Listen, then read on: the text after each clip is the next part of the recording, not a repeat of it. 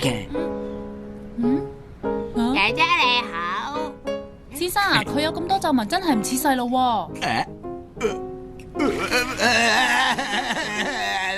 你有所不知嘅啦，佢讀緊小學嘅啫，因為佢有病，所以先咁老積嘅啫。原來佢有病㗎。冇錯，我有咩病啊？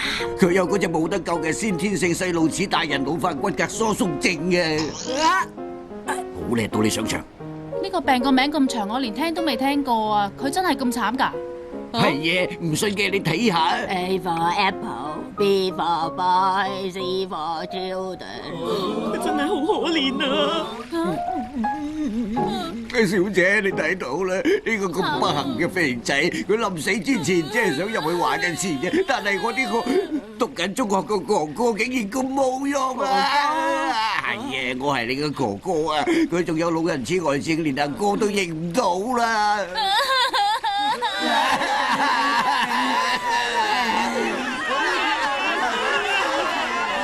好啦，你哋唔好喊啦，我都係一個有同情心嘅人嚟嘅。呢2張飛我請你哋啊！